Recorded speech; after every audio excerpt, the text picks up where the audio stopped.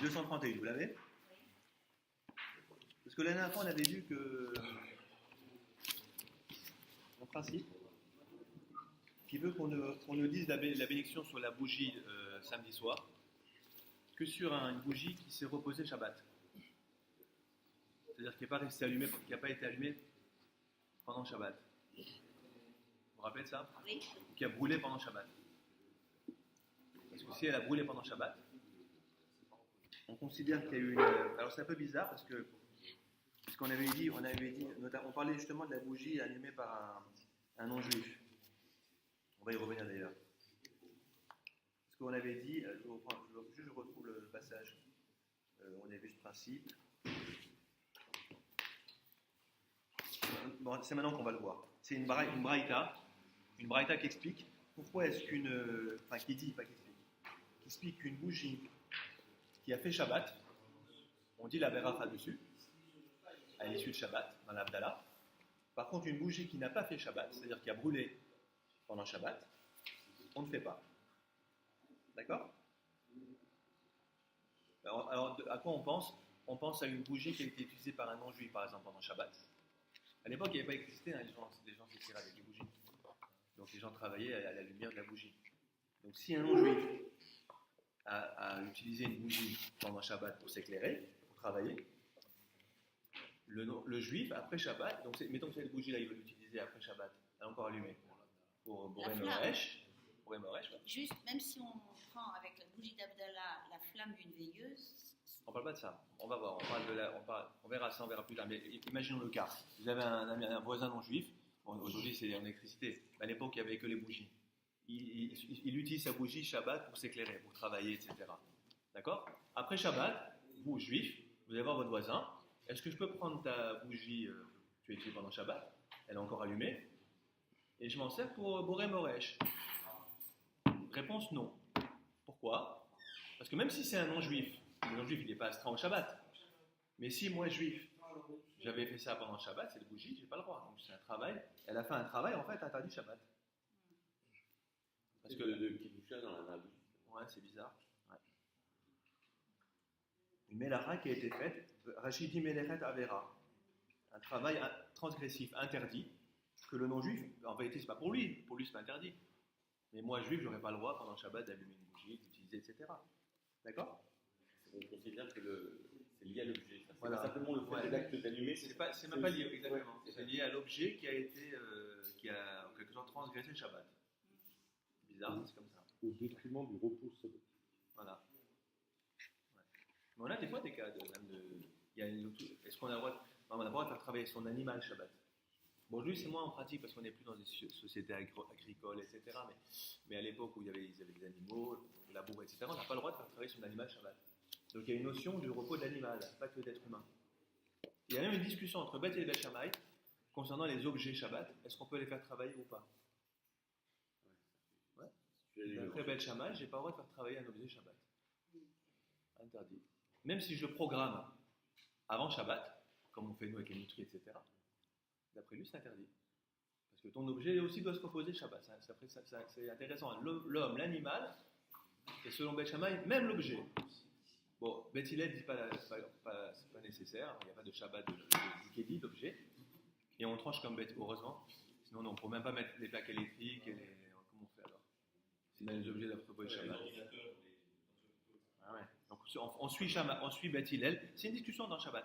On suit dans le traité Shabbat.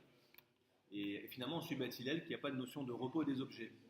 Mais enfin là, en l'occurrence, il y a une notion de repos, on voit pour la bougie, que je peux pas l'utiliser donc après Shabbat si elle a brûlé pendant Shabbat. Alors en fait, nous on apprend ça, regardez, c'est maintenant.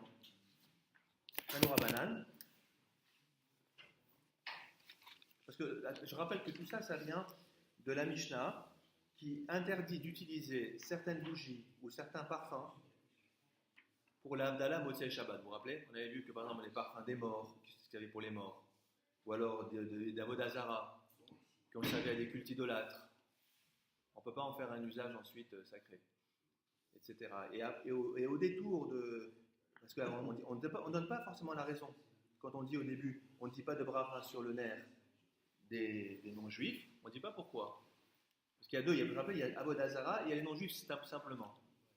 Et donc, après, on avait vu l'histoire des fêtes, des non-juifs, mais c'est pas dans le sujet. Simplement, là, ce qu'on est en train de vous expliquer, c'est que une braïta, il y a la braïta en bas, tout en bas, donc on va commencer maintenant. Tanora Ben, vous l'avez? Or chez Shabbat, Mevarechi Nalav. Donc, une lumière.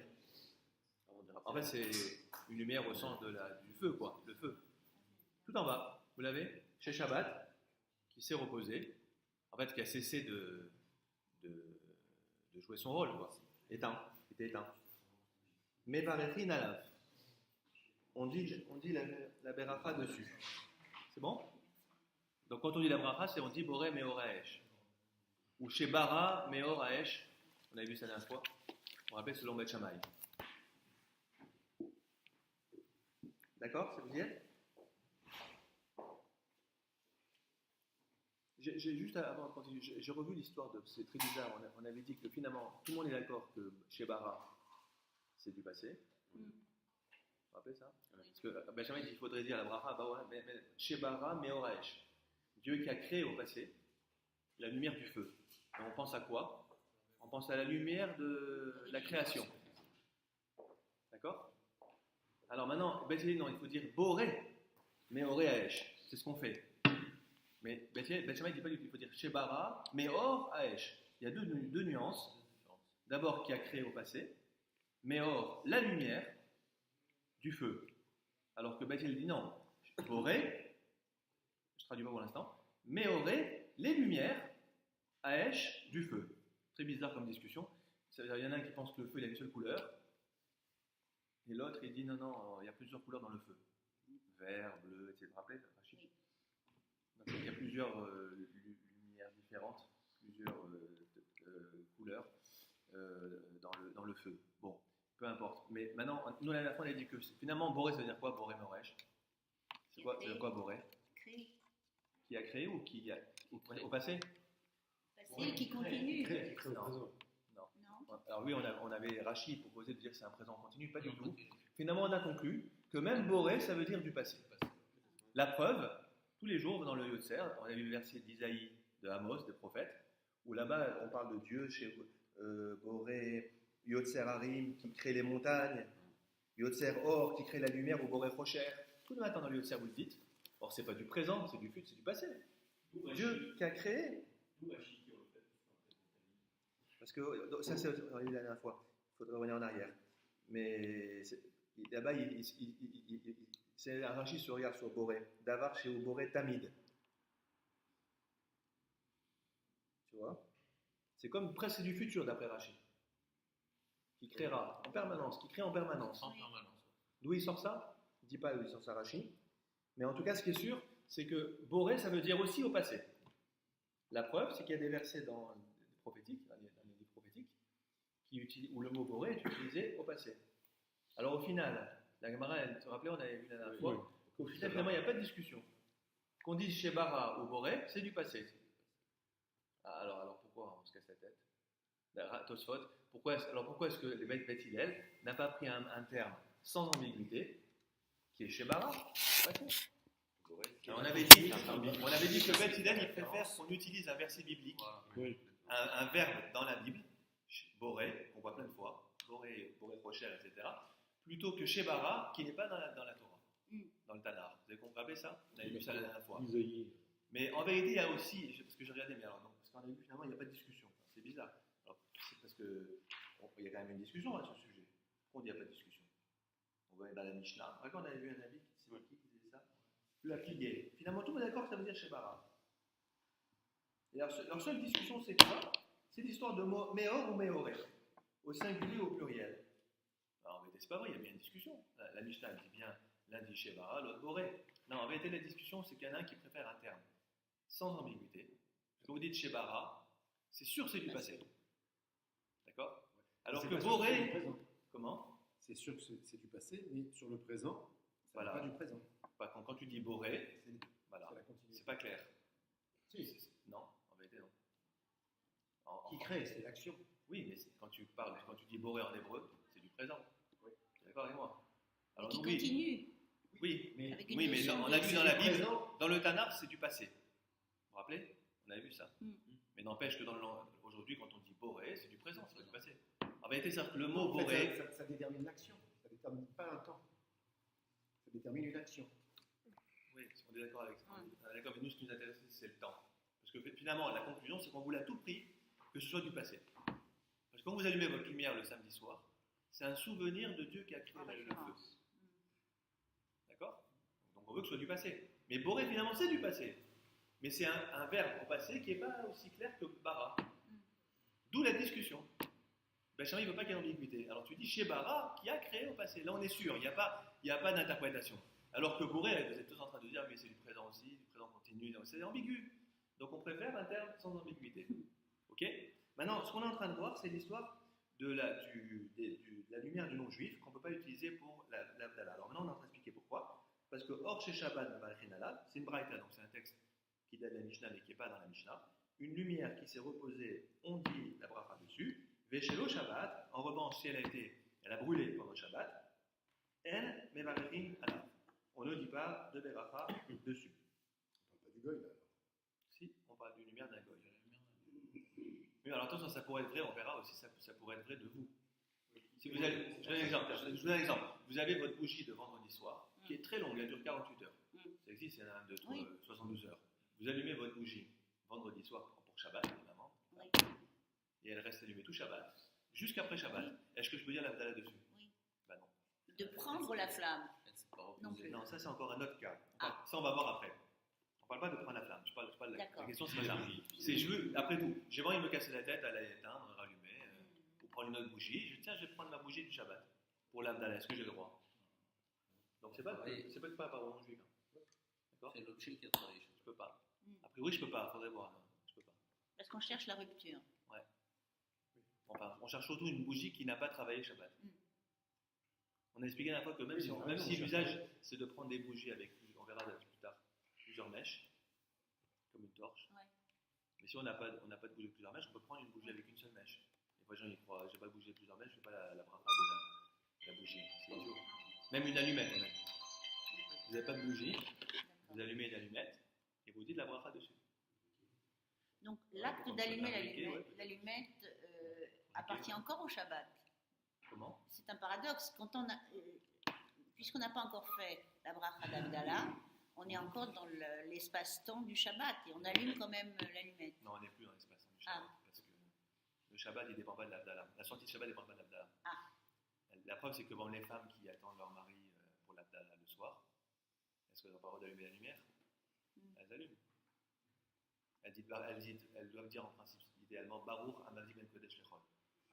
Elles disent cette phrase. D'abord. Et après, elles peuvent. Donc, pas la peine d'attendre l'Abdallah. Parce qu'en réalité, le Shabbat, il ne sort pas avec l'Abdallah. Il sort avec la sortie des étoiles. Oui. Cosmique. C'est comme l'entrée du Shabbat. On dit qu'on fait rentrer le Shabbat avec l'allumage de bougies ou avec. En réalité, c'est faux. En réalité, le Shabbat, il entre que je veuille ou pas. C'est pas moi qui le fais rentrer. Je vais faire un acte qui marque l'entrée du Shabbat. Mais le Shabbat ne dépend pas de moi. D'accord? Bon. Et tu veux prolonger? Ouais, prolonger. Tu peux le faire rentrer plus tôt. Ça, c'est vrai. Ça, pour ça, ouais, ça, tu as raison. C'est vrai que quelque part, on peut le faire rentrer plus tôt. Donc là, à ce niveau-là, il dépend de moi. Ah oui. Mais après l'entrée, le délai limite, ça ne dépend pas de moi, tu vois. Avec quoi tu peux le faire rentrer? Non, il a raison. On peut accueillir Shabbat plus tôt. Ah bon? Bien sûr. C'est ce qu'on fait. C'est d'ailleurs ce que vous faites sans le savoir. Et c'est dommage. Dommage que vous ne le sachiez pas parce que c'est très En important. faisant quoi? La plupart des sages, je pense que c'est même une mitzvah de la Torah. Il y a une grande discussion. On apprend ça de Kippour d'ailleurs. À Kippour, le soir de Kippour, la veille de Kippour, on commence le jeûne. Les interdits entrent avant le coucher du soleil. C'est pas normal, on devrait attendre la nuit. Donc ça s'appelle Tosefet, ça veut dire qu'on prend quelque chose qui est profane et on le rend sacré, on sacralise. Et deux Kippour ont déduit qu'il y a également un lien de Tosefet, c'est-à-dire qu'il y a également une notion de rajouter du Chol au Kodesh, c'est-à-dire que le vendredi, quand vous recevez Shabbat, alors qu'il fait encore jour, vous accomplissez une mitzvah. Normalement, on doit attendre plus tard, c'est encore vendredi. Vous prenez un peu du vendredi et vous le transformez en Shabbat. Donc quand vous allumez les veilleuses en général, vous les allumez 20 minutes avant le coucher du soleil. En général, le Hari dit 30 une demi-heure avant, il faut recevoir Shabbat, quand le soleil est à la cime des montagnes, enfin sur le sommet de la cime des arbres. Mais en pratique, c'est 20 minutes en général, 18 minutes ou 20 minutes qu'on allume les veilleuses avant le coucher du soleil. et on fait rentrer Shabbat à ce moment-là. En vérité, on pourrait le faire rentrer plus tard.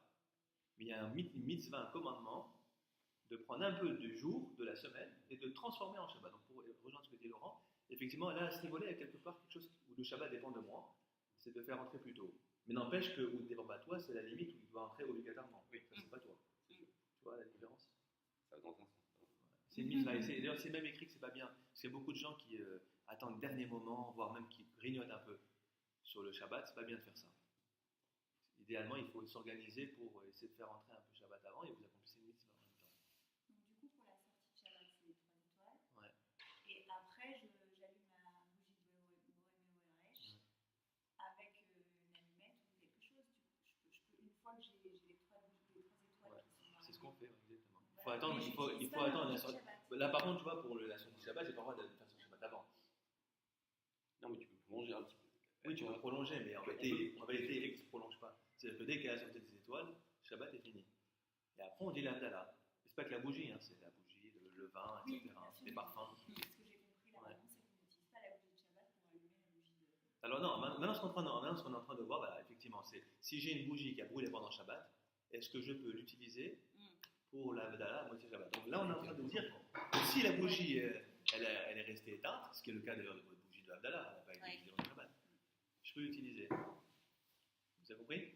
Mais si elle a brûlé, même un non-juif, parce que le non-juif, pour résumer un non-juif, il n'est pas astreint au Shabbat, lui, il ne se transgresse pas Shabbat quand il allume sa bougie. Malgré ça, dans la mesure où elle a brûlé Shabbat, cette bougie, on peut l'utiliser. D'accord? On est en train de voir. Voilà, regardez, c'est la suite. Ou maïl, on dit maïl Shabbat ou maïl au Shabbat, vous l'avez? Maïl au Shabbat. Que signifient les mots de la Braïta qui dit que la bougie, le Shabbat, elle ne s'est pas reposée? Ou maïl au Shabbat. En vérité, qu'est-ce que ça veut dire quand tu dis qu'elle s'est reposée? À quoi tu fais référence quand tu dis qu'elle s'est reposée ou qu'elle s'est reposée? Qu'est-ce que tu entends par là? Sous-entendu, quelle que soit la raison, vous allez voir, c'est intéressant, quelle que soit la raison pour laquelle j'ai allumé la bougie, est-ce qu'il y a un distinguo à introduire selon la raison pour laquelle j'ai. Parce qu'on va voir que si j'allume la bougie pour une bonne raison, j'ai le droit même de transgresser Shabbat en allumant la bougie pour un cas, on va voir quel cas. À ce moment-là, je considère que c'est Shabbat de la Vera, donc peut-être je peux l'utiliser et laisser la suite. Il y a une girsa dans le Rif, Maïlo Shabbat, Shelo Shabbat, Mimelechet Avera. Quand on dit qu'elle ne s'est pas reposée, c'est d'un travail interdit. Mais si je l'ai allumée légalement, on va voir qu'il y a des cas Shabbat, j'ai le droit d'allumer quelqu'un de malade ou une femme qui a accouché. C'est un problème de piquoir nefesh. Parce que vous connaissez ce principe que quand c'est pour sauver une vie, on transgresse Shabbat. Donc si j'allume une bougie pour sauver une vie, comment? Et là, du coup, quand j'allume la bougie, c'est plus en infraction avec Shabbat. Au contraire, j'ai compris la mitzvah, c'est ce qu'on me dit, il faut transgresser Shabbat pour sauver une vie. Donc, du coup, on peut utiliser cette bougie. Alors là, on va dire peut-être. C'est la question. Peut-être qu'on pourrait utiliser. Bon, c'est un cas extrême, mais c'est intéressant. Et laissez la suite. Inima lo Shabbat mechamat melacha. Si tu me dis que quand on dit qu'elle ne s'est pas reposée, à quoi on pense? Melacha. Il s'agit uniquement de mechamat melacha, c'est uniquement à cause d'une melacha. Alors ce qu'on appelle melacha ici, c'est un mot très précis. Hein. C'est une melacha, un travail interdit de Shabbat. Parce que dans les 39 travaux, vous avez Amavaïr, celui qui allume du feu. Alors tu vas me dire, alors quoi? Afilou mimelacha de etera? Parce que si tu dis, comment? Inima lo Shabbat mechamat melacha. Si tu me dis que c'est uniquement parce qu'elle a travaillé cette bougie, mais quelle que soit la raison pour laquelle elle a travaillé, afilou mimelacha de etera, même pour un travail autorisé, vous avez vu, Déhétera, c'est Héter, Moutar, en hébreu, c'est ce qui est permis, délié. Assour, c'est attaché, c'est interdit, d'accord? Ve'atania, si tu dis ça, tu contredis, tu fais se contredire ta braïta avec une autre braïta. Donc c'est pas possible. C'est quoi l'autre braïta? Il est Ve'atania, n'a-t-on pas enseigné dans une braïta? Or, Shel Chaya, Ve'shel Cholé, la lumière d'une perturbiante, on dit une femme qui a accouché. Chaya, c'est une femme qui a accouché. Véchel cholé et d'un malade. Mais varefin alav. On dit la bracha dessus. Vous avez compris en fait de quoi il s'agit? On allumait pendant Shabbat, ou avant Shabbat d'ailleurs, une lumière pour une femme enceinte, une femme qui a accouché, pas enceinte, qui a accouché, ou alors un malade, qui est. Alors, d'ailleurs, pourquoi on allume la lumière? C'est qu'ils sont inquiets dans le noir. Mais vu leur état, c'est vraiment dangereux. D'accord? C'est même pas pour des soins médicaux et tout, c'est simplement que la lumière, elle rassure. D'ailleurs, je rappelle que la raison première des lumières de Shabbat, que les femmes allument, sans l'oublier, je fais une émission bientôt là-dessus sur les numéros de Shabbat, parce que les gens ils sont dans les grands trucs kabbalistiques et tout, on s'en fout de tout ça, je sais pas si je peux mettre moi, mais il faut déjà connaître la raison de base. La raison de base des lumières du Shabbat, c'est de mettre de la lumière dans la maison.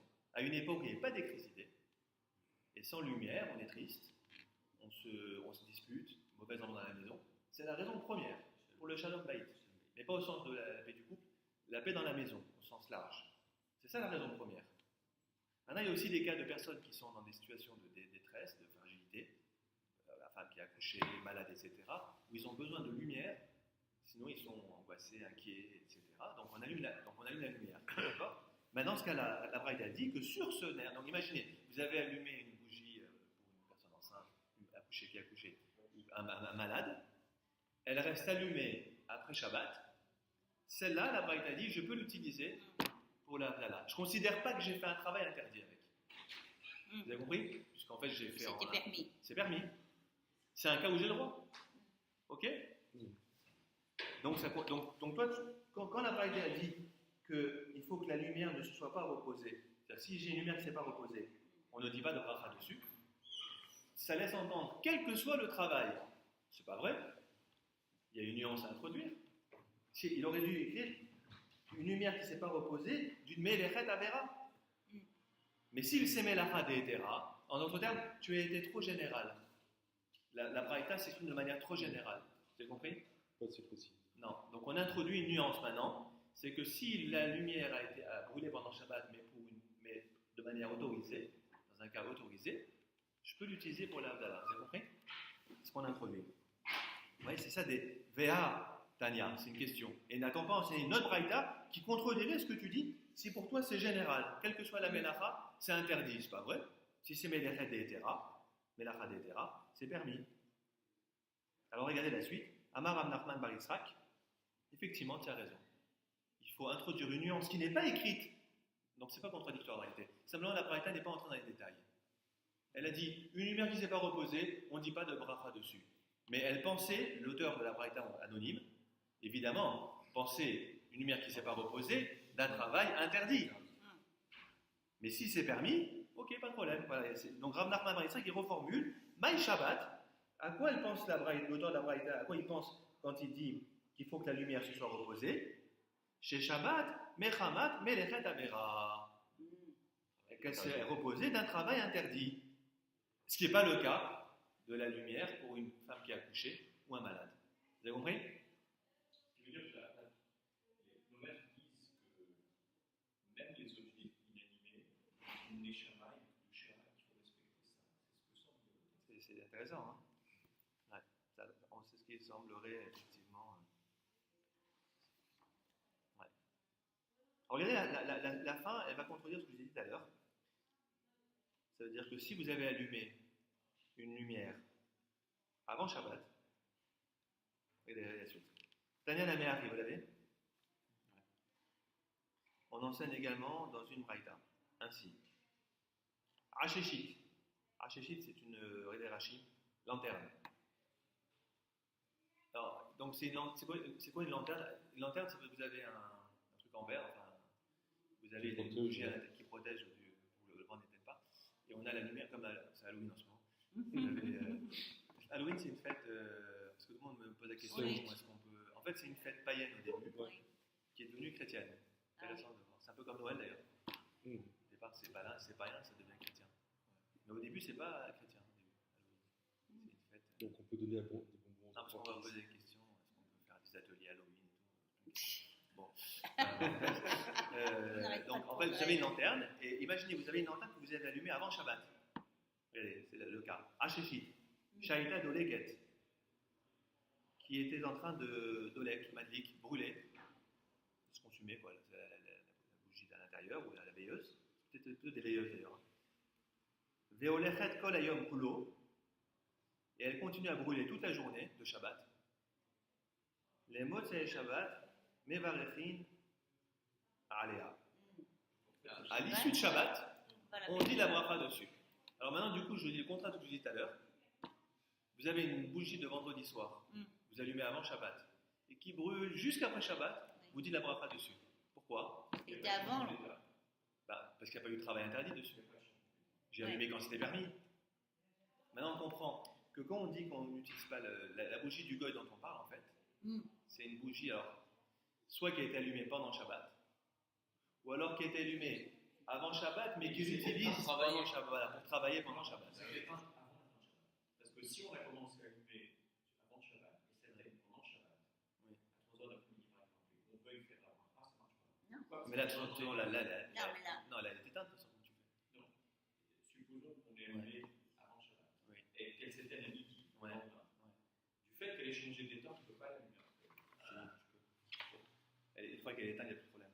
Ah, De la rallumer. Tout ce qu'on est en train de c'est parce qu'elle a allumé. Il parle de la bougie. tout ce qu'on est en train de voir. C'est la bougie. Il y a marqué ici, Kol Hayom Kulo. Non, Je comprends ici. non, il veut dire pas. Il veut dire qu'est-ce qu'il veut dire par là comme boulot? C'est-à-dire que j'ai ma lanterne que j'ai allumée avant Shabbat, qui a brûlé tout Shabbat jusqu'après Shabbat. Mais c'est ça ce que je dis. Si elle s'est éteinte à midi le lendemain, on ne peut pas la rallumer après. Pourquoi? Bougie, la bougie. Aucun problème. Encore plus calmement. A fortiori, non, je t'explique. A fortiori, tu peux. Je t'explique pourquoi. Parce que qu'est-ce qu'on est en train? Parce que le seul critère, c'est pas qu'on s'en fout ce qui se passe pendant Shabbat, si tu me permets. Le seul critère, c'est le problème de savoir est-ce que je l'ai allumé pendant Shabbat ou pas. Moi, je l'ai pas allumé pendant Shabbat. Et de la rallumer. Quand est-ce que je l'ai allumé? Vendredi avant Shabbat. Donc il n'y a pas de travail interdit. Il ne faut pas collégiser pour une avéra.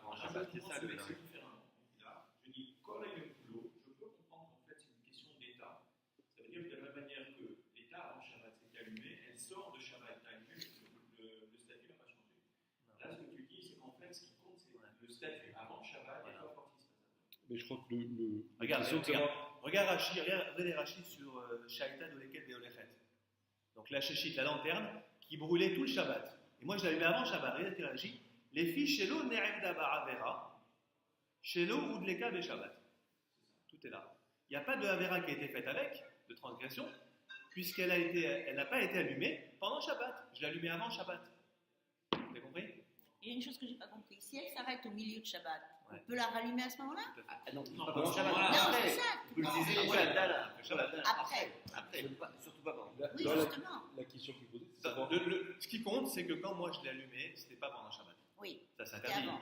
Moi je l'ai allumé vendredi. Oui. Encore une fois, on peut reprendre l'exemple des veilleuses. J'ai des longues veilleuses de 48 heures.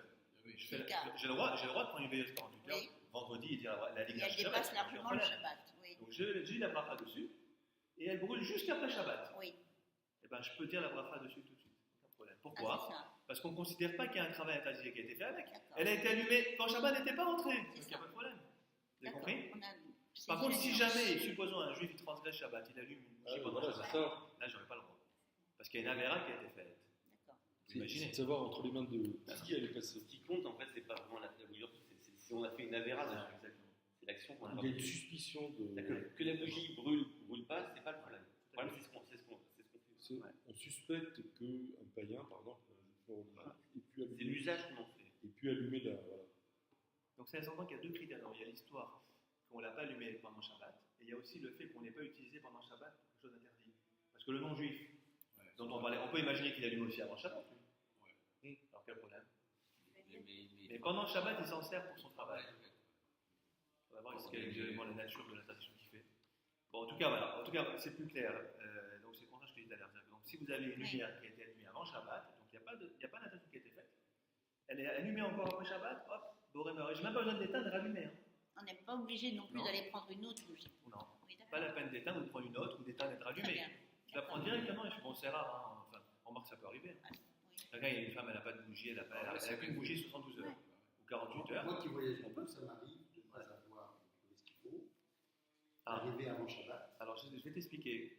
Je reviens sur ce que je disais tout à l'heure. Je vais expliquer ça aussi dans l'émission.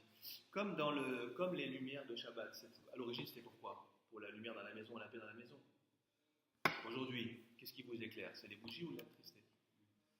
Alors, il y a des décisionnaires, notamment Rabbi Yosef par exemple, qui disent qu'aujourd'hui, si on n'a pas d'autre choix, vous êtes dans un hôtel, interdiction d'utiliser les bougies. Oui. Alors lui, voilà ce qu'il dit, vous allez à votre salle de bain, vous dites la bracha, la dignité sur Shabbat, vous appuyez sur l'interrupteur de la salle de bain, vous avez fait la mise. Ah oui. Parce que moi, une fois, j'ai effectivement allumé une bougie et ça m'a sonné. Alors je te donne la solution et tu peux t'appuyer sur des grands décisionnaires, notamment Rabbi Yosef, il y en a d'autres, qui disent que dans la mesure où, puisque l'origine de l'institution, parce que c'est les sages, c'est pas la Torah, c'est les sages qui ont institué d'allumer des veilleuses le vendredi soir, c'est pas la Torah, c'est une des 7 mitzvot connues des sages, avec le rouleau d'Esther, etc. Donc puisqu'ils ont institué cette mitzvah, on connaît la raison, pour la paix dans la maison, la lumière, et qu'aujourd'hui cette lumière, elle est bien mieux assurée par l'électricité, si j'ai pas d'autre choix, j'allume une lumière électrique et je dis la lumière. Par contre, il faut la laisser tout le Shabbat. Oui, le Shabbat. Par contre, attention, j'ai pas le droit de faire ça pour l'Abdallah. Ça marche pas. Il y a une nuance entre les deux, je vais vous expliquer maintenant pourquoi. Ça ne marche que pour l'entrée de Shabbat, pour les veilleuses du Shabbat. Donc en résumé, c'est bon à savoir. Ça m'arrivait aussi. Tu la laisses allumer pour le Shabbat. En fait, tu allumes avant Shabbat, tu dis la bracha, donc d'après Rabbi Yosef, même avec la bracha dessus. Incroyable. Hein? La dit qu'elle t'appuie sur l'interrupteur après avoir dit la bracha. Parce qu'il considère en fait que la raison d'être des Nérodes de Shabbat, je la retrouve dans l'électricité. Même mieux. C'est vrai. Il y a même qui exige que quand vous allumez les veilleuses du vendredi soir, avant Shabbat, vous éteignez les lumières. Ou alors vous pensez, parce que ça remplace, ou alors vous pensez à inclure dans l'allumage les lumières électriques. Oui, mais la plupart parce des qu'elles gens... jouent le même rôle que j'ai vu ça pendant plus en détail, parce que ça joue le même rôle que le même lieu. Ouais. À l'époque, faut se remettre dans l'époque. Hein. À l'époque, il n'y avait pas de lumière électrique. Donc les lumières des gens, c'était les veilleuses, les lumières. Paradoxalement, on oublie parce que nous, on est dans un monde paradoxalement, il y a beaucoup de familles qui laissent allumer les lumières dans l'appartement. Par contre, faites attention, il y a beaucoup d'accidents. Ouais. Ah bon? Voilà, j'en connais des trucs.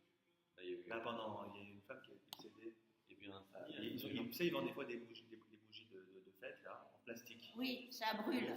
Dans le public. Oui. Il y a eu une femme qui est morte, un peu âgée, qui a inhalé les fumées noires, etc. Elle est morte. Oui. À cause ça a brûlé ne La prenez pas. coque Mais le consistoire, plastique. le bassin communiqué, la coque en plastique, Oui, ne prenez absolument. jamais, en verre. Mais vous les L'achetez jamais. Il faut Ah, pas. ouais, Hein. Vous Oui. les interdire. Moi j'ai entendu plein de trucs. Oui. Ou même quand vous sortez chez vous, vous laissez, c'est hyper dangereux. Moi, chez moi, il y en a une qui a pris feu. Et, Très dangereux. et elle était par chance coincée sur une cheminée en bas. Moi, Hanouka, Ça a cramé et puis ça fait péter le verre en dessous. Hein. très dangereux. Très dangereux. De partir et de laisser les veilleuses, moi j'ai peur.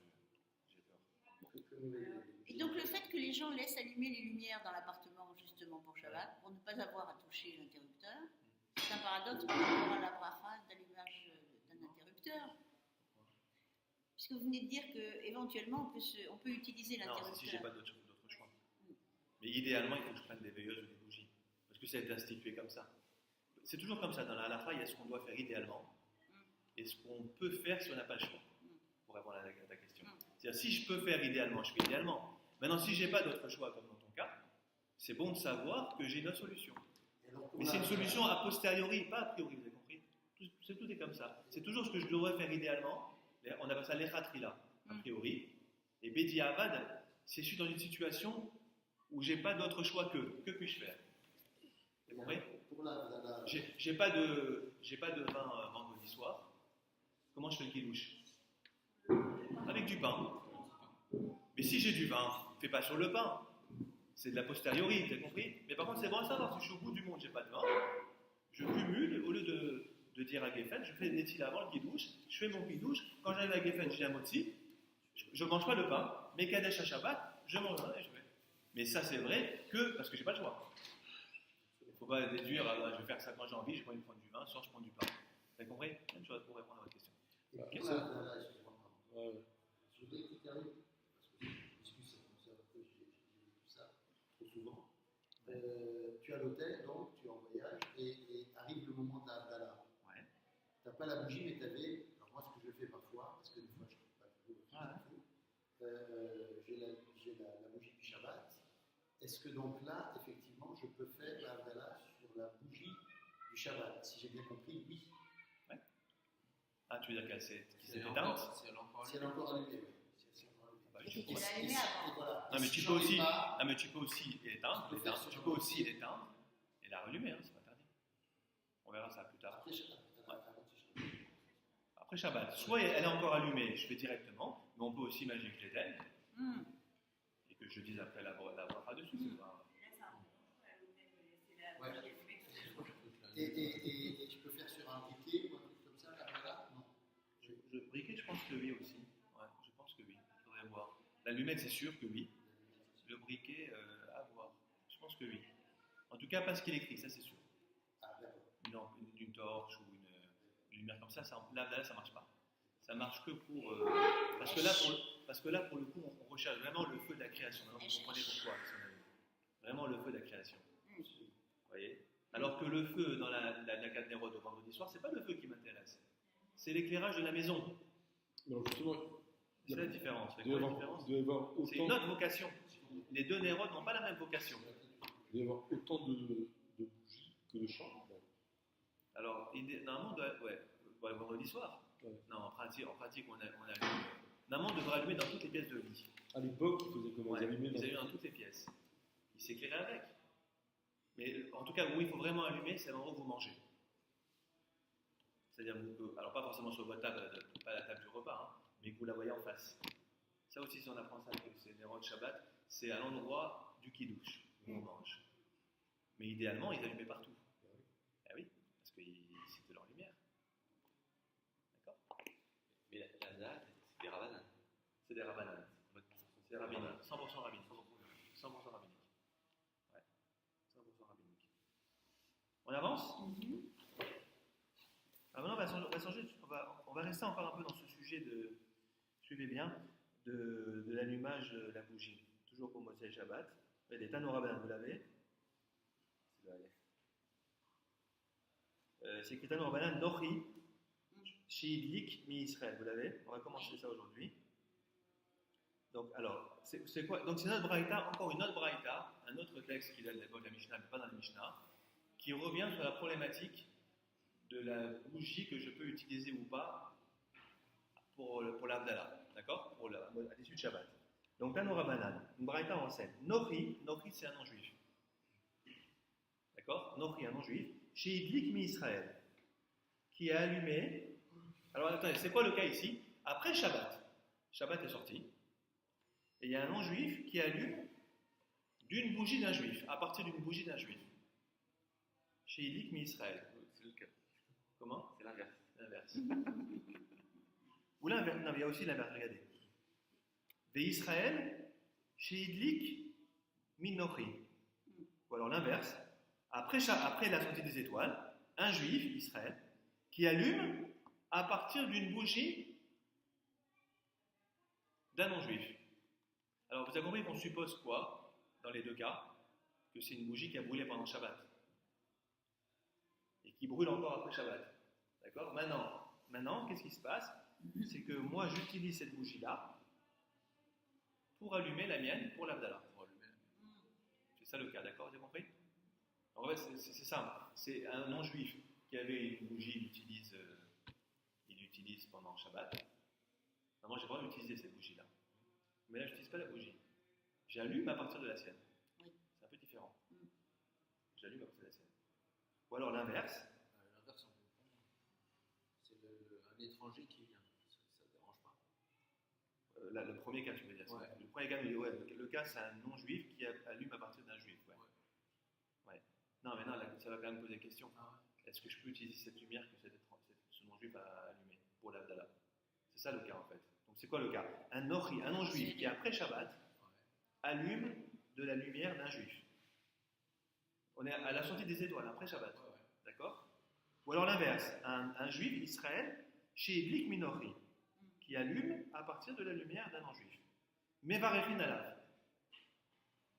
On dit la bracha dessus. deux cas. Dans les deux cas.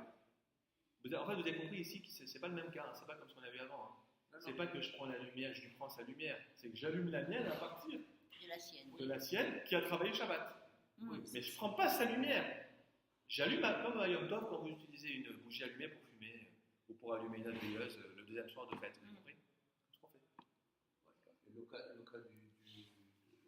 Du non-juif. du non-juif qui vient allumer sur la bougie du juif, il apporte quoi ça? Non, ça apporte que ce non-juif, il allume. Ah, tu sais que ça apporte?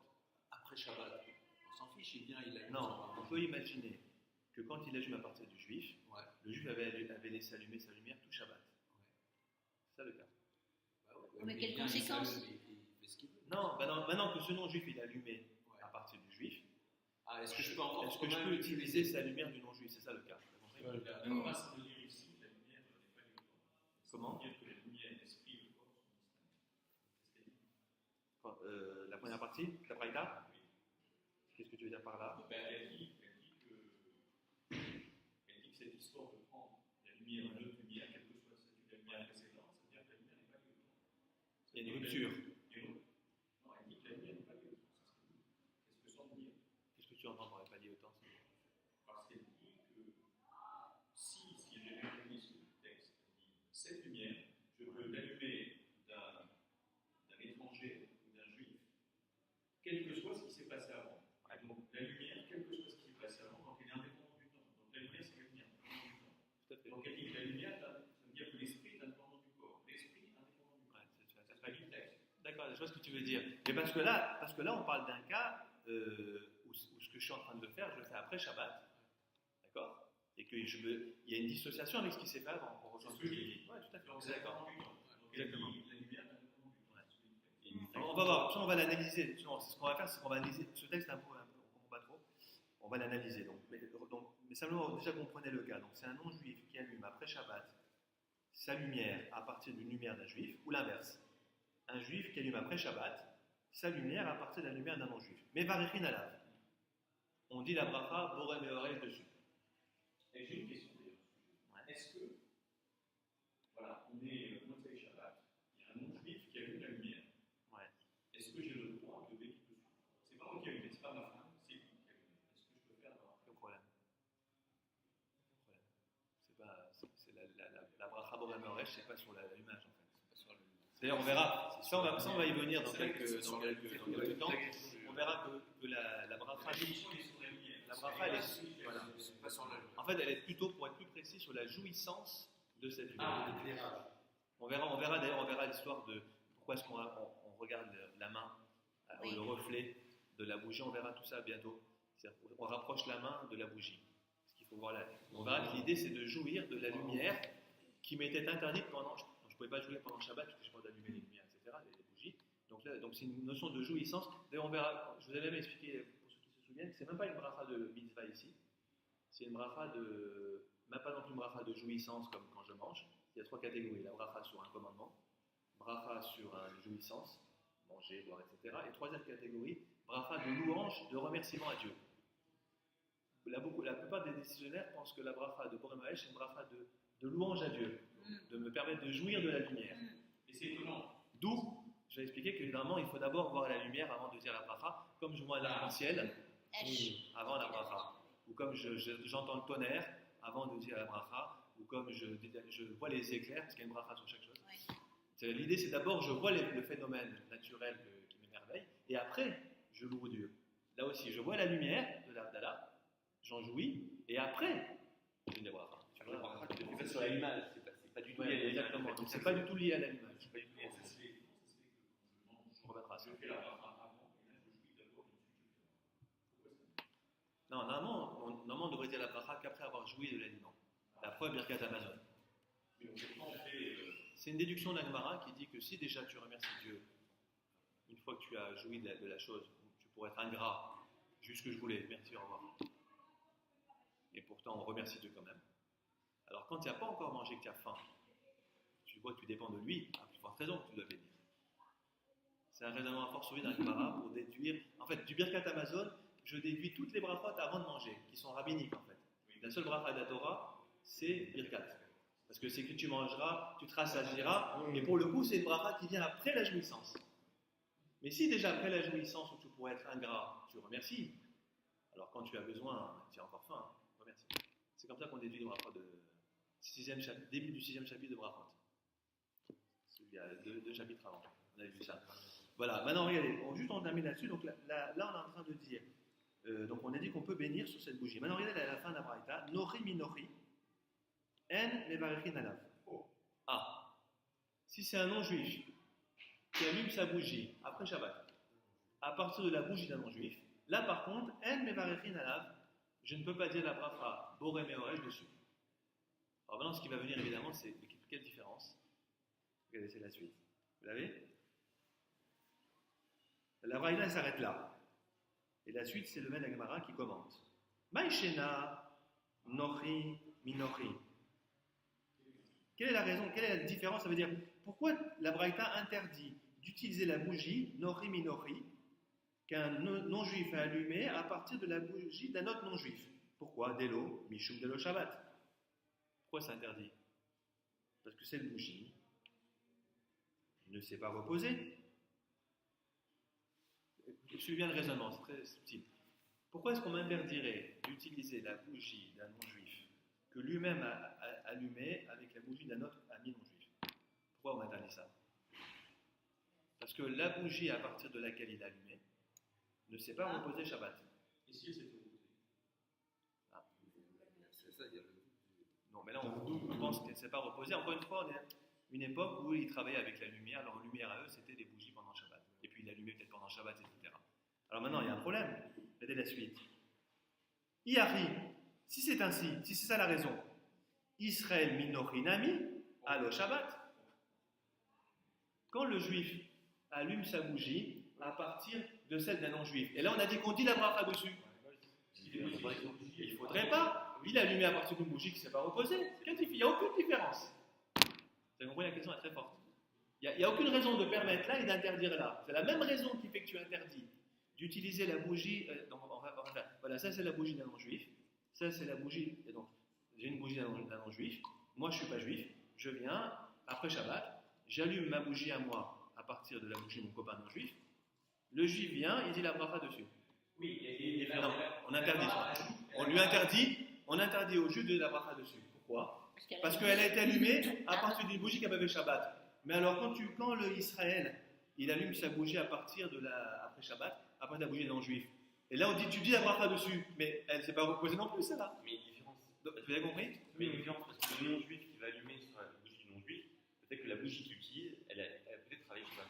Alors que quand c'est le juif, on suppose que sa bougie, elle a pas travaillé Shabbat. Ouais. On ne sait pas, c'est un doute. Non, si elle est éteinte, on est dans Non, ça. ça c'est pas. On dit si Bon, là, c'est éteint de toute façon.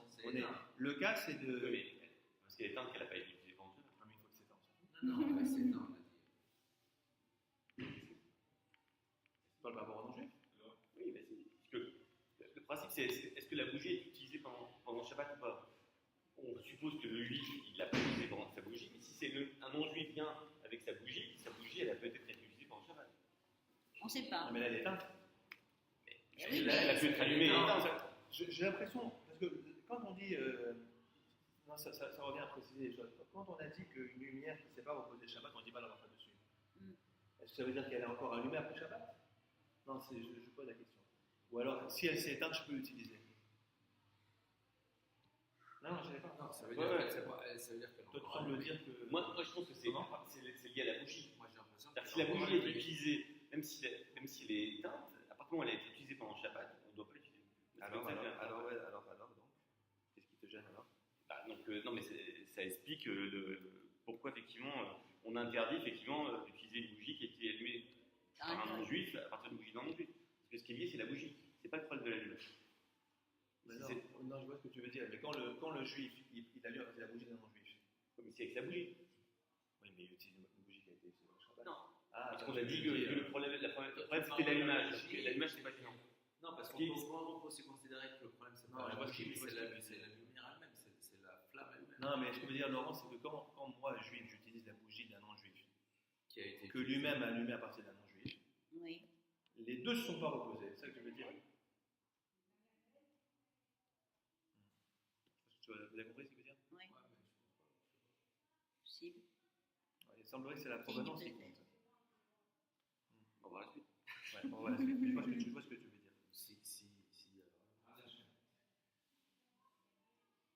veux dire. Mais moi j'ai l'impression que c'est pas le problème. C'est pourquoi? Parce que quand j'utilise la bougie d'un non-juif, quand le non-juif prend à partir de l'autre bougie, qu'est-ce qui pose problème dans cette bougie de provenance, d'origine? C'est qu'elle a brûlé pendant Shabbat, elle a été allumée pendant Shabbat et après Shabbat tu l'utilises. Ouais. C'est ça. En fait. Ce qui compte, c'est pas l'autre. C'est qu'elle a été allumée. Alors que dans le cas du Israël, parce que toi tu dis ça revient même. Alors que si maintenant je suis après Shabbat, d'accord, et que le non-juif il allume sa bougie à partir de celle-là, on ne considère pas que elle a travaillé Shabbat. Elle est éteinte là, tu vois ce que je veux dire? Elle n'était pas allumée pendant Shabbat. Parce que si elle était allumée pendant Shabbat, Il n'aurait pas je eu n'ai pas besoin de prendre. Oui. Oui. S'il a besoin de prendre la lumière de celle-là qui est brûlée pendant Shabbat, c'est que la sienne n'a pas brûlé pendant Shabbat. Sinon, j'ai plus besoin de celle-là. Oui, d'accord. Tu me suis? Oui, d'accord. Dans ce cas-là. Ouais. Mais c'est ça le cas. Non, mais il n'y a pas d'utilité. Non, mais le dernier cas, c'est pas ça. Tous les cas, c'est ce cas-là. Tous les cas, c'est un cas d'une bougie qui a brûlé pendant Shabbat et que j'utilise, moi juif ou pas juif, après Shabbat, après la sortie des étoiles. Donc la problématique, c'est que la bougie d'origine, qui me sert à allumer la mienne, elle a travaillé Shabbat. Je suis d'accord. Alors maintenant, ce qu'on est en train de dire, c'est que quand tu m'interdis de prendre la bougie d'un non-juif, que j'ai allumée à partir de celle qu'un non-juif a allumée à partir de la bougie d'un non-juif, qu'il a allumée à partir de celle d'un autre non-juif. C'est pas le problème. Donc ça, elle n'a pas fait, elle a Shabbat, elle a fait Shabbat. Mais le juif, il vient avec sa bougie alors. Exactement. Oui. Il y a juste un intermédiaire en plus. Ouais. D'accord. Oui. D'accord. Mais j'avais pas compris. C'est ça le cas. Lui, le non-juif, il allume la sienne avec celle-là. Et le juif, il vient, il y a une troisième en fait. Il vient avec la sienne et il allume avec celle-là. D'accord? Et là, on a dit que c'était permis. Israël, minori, c'est permis. Alors maintenant, la question maintenant. Par contre, si c'est la bougie d'un non-juif qui vient d'un non-juif, j'ai pas le droit. C'est pas logique. Donc, tu as compris, l'idée, c'est qu'il dit comme ça. C'est juste en rajoutant un intermédiaire. Exactement. D'accord? C'est ça le truc. Un intermédiaire non-juif. Ouais. C'est ça le problème. Oui. Il y a deux non-juifs dans l'histoire. C'est qu'il y a deux non-juifs. Parce qu'il y a un doute raisonnable. Mais le problème, c'est que même s'il y a deux non-juifs, qu'est-ce qui fait que je ne peux pas utiliser la lumière du deuxième non-juif? Parce que le deuxième non-juif, lui, il est allumé après Shabbat, il n'y a pas de problème. C'est quoi le problème? C'est qu'il est allumé à partir d'une bougie qui n'a pas fait Shabbat. Ah bon? Ben alors à ce moment-là, c'est la question. C'est le même cas. Ah oui. Maintenant, quand le juif, il allume à partir de la bougie d'un non-juif, comment ça se fait qu'il peut... Ça n'a pas fait Shabbat. Elle n'a pas fait Shabbat, sa bougie. Vous avez compris là? C'est la même problématique. Alors c'est la suite. Regardez la suite. Alors maintenant, Vechitema. Vechitema, c'est un mot de raisonnement qui veut dire si tu voudrais me donner cette réponse-là, une réponse à ça, ta réponse, elle ne fonctionne pas. Regardez, Vechitema. Et si tu dis Ar Isura Azalle, Vea Afarinahu, ou Biada de Israël, Kamitialeda. Alors, bon, comme on est déjà 9h, ça va être un peu compliqué, je vous explique ça maintenant, c'est un peu long. Parce qu'il y a tout un raisonnement, l'idée qu'en fait, quand une bougie, elle brûle, à chaque fois que la flamme brûle, en fait, on considère que l'interdit s'en va. Ouais. C'est Rachid qui explique ça. C'est-à-dire quand la bougie, elle brûle, en fait, c'est jamais la même bougie. Parce que quand vous avez une bougie, une veilleuse, en fait, ça se consume. Vous avez compris ou pas? Donc le fait que ça se consume à chaque fois, c'est comme si j'ai à chaque fois une nouvelle mèche. Et on va voir ça. Donc c'est-à-dire que quand le juif il allume, en fait, c'est une nouvelle une sorte de nouveau départ. Bon, comme c'est un peu compliqué, on va arrêter là. Je ne sais pas si on va expliquer en 2 minutes. On verra ça la fois prochaine. Oui, justement, c'est ce qu'elle dit. On va voir justement la notion de rapport au temps et de rupture par rapport au temps précédent avec la combustion progressive de la flamme. Enfin, on va voir ce raisonnement. fois prochaine. Razak. Razak.